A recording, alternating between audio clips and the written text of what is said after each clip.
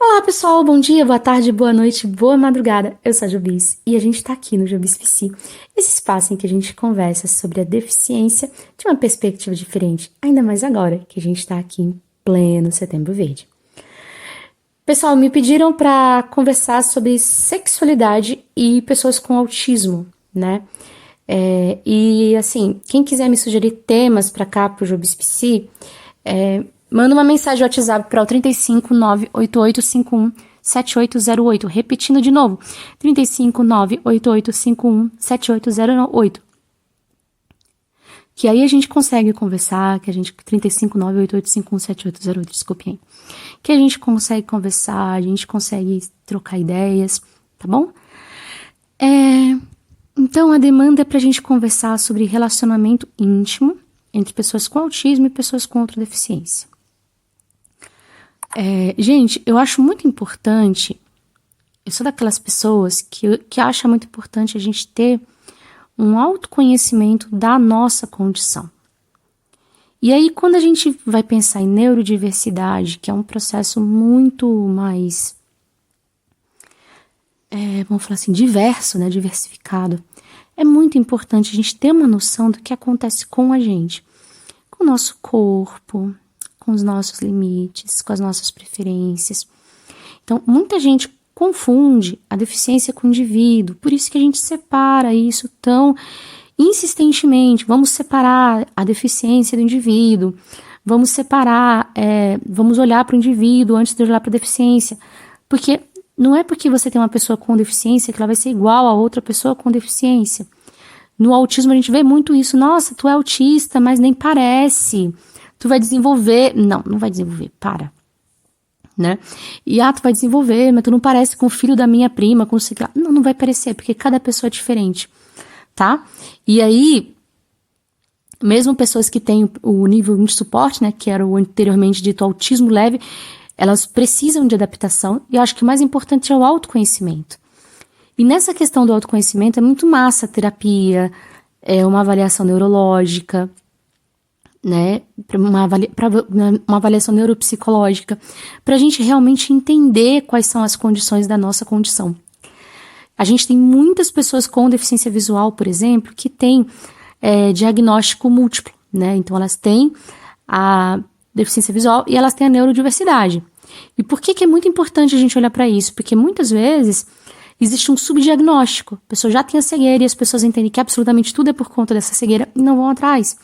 Então, se você sente que alguma coisa na sua vida gera prejuízo, que algum aspecto da sua personalidade está gerando prejuízo na sua vida, eu sugiro muito que você procure um profissional capacitado para te ajudar a entender o que está acontecendo, entender se é psicológico, entender se é neurológico, entender se é uma questão social, o que está acontecendo, para a gente ter a melhoria de vida. E se a gente não puder ter uma melhoria do sintoma, que você conhecendo ele consiga se organizar. E obviamente isso vai se aplicar ao relacionamento íntimo. Então, quando a gente pensa em autismo, tá, a gente vai ter um transtorno geral do desenvolvimento, né? Quer dizer que vai ter uma diversidade. E aí vai afetar diferentes partes de diferentes formas. Então não tem como fazer o manual sexual do autista. Gente, isso é uma coisa ridícula. Falar o manual sexual da pessoa com autismo. Não existe isso. O que existe é uma pessoa tá aberta para ouvir o outro, para entender, né? E também tá aberta para perceber o que está realmente acontecendo ali, para conversar. Via de regra, para as pessoas com autismo, o vínculo afetivo conta mais que o sexual. Então, é muito comum as pessoas serem amigas primeiro e depois passarem a ter um relacionamento mais duradouro. E aí a gente pode pegar alguns aspectos do autismo e pensar nas questões íntimas. Então, por exemplo, a gente pode ter pessoas autistas que não gostam de beijo de língua, por uma questão sensorial. Que não gostem de ser acariciadas de determinada forma. Por exemplo, pode ter pessoas que se você põe a mão, vamos pôr numa perna, você tem que pôr na outra, para ficar certo, tá? Outras pessoas não gostam de serem beijadas em público. Mas isso... Não. Pode ter pessoas que desejam ter relações sempre do mesmo jeito. É como elas se sentem confortáveis. Então, para você incluir uma inovação, é mais difícil, né? Podem ter pessoas que elas se sintam mais confortáveis elas tomando a iniciativa.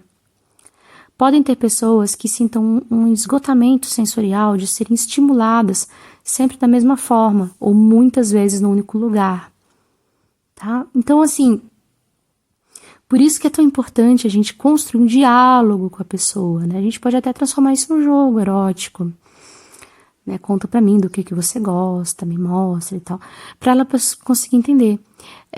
A questão de duplo sentido, muitas pessoas com autismo vão ter mais dificuldade, insinuações, ironia, então isso provavelmente pode se refletir na intimidade. Então, eu imagino que as possibilidades da pessoa ter uma vida sexual bem-sucedida estejam associadas ao seu autoconhecimento e ao conhecimento do seu funcionamento interno e pessoal.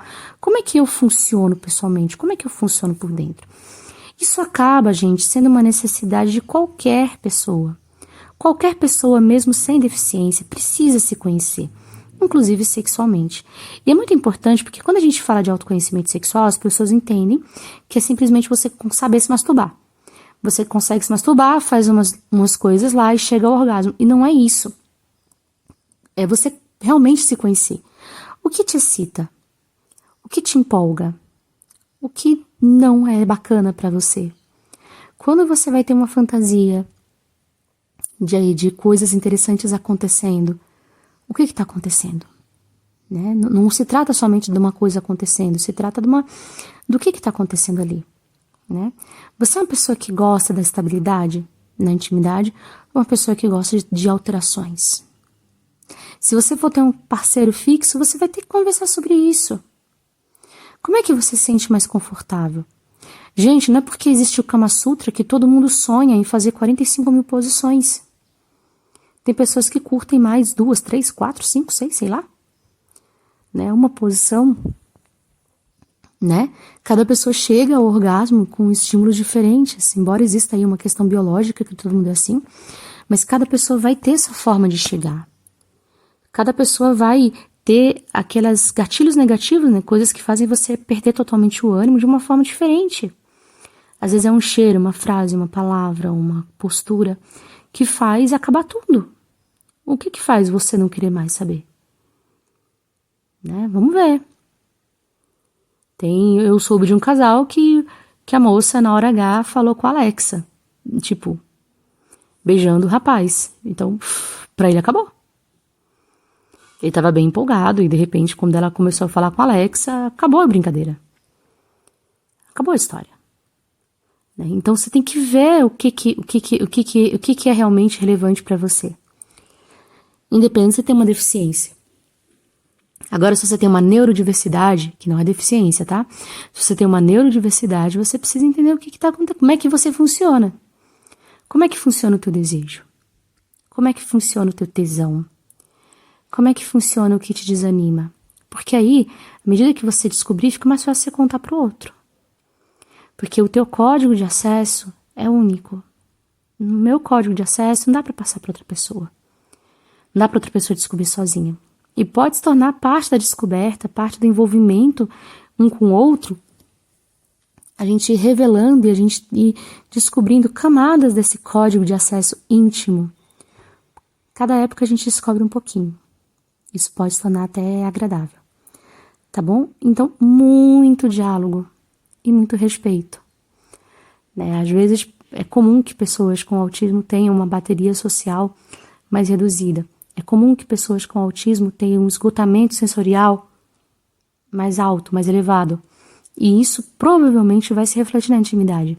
Mas, pelo amor de Deus, vamos parar com essa coisa de que pessoas com autismo são anjinhos azuis e que, portanto, não têm desejo.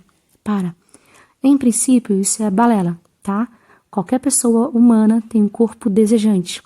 A menos que alguma coisa muito séria tenha acontecido no meio do caminho, essa pessoa vai ter um corpo desejante e vai ser capaz de ter excitação e de chegar ao orgasmo.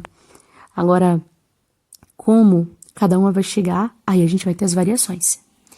Tá? Vamos fazer disso um momento investigativo, né? Vamos investigar, vamos se descobrir. Muito além do toque, né? Vamos descobrir de uma forma mais plena, mais intrínseca. 24.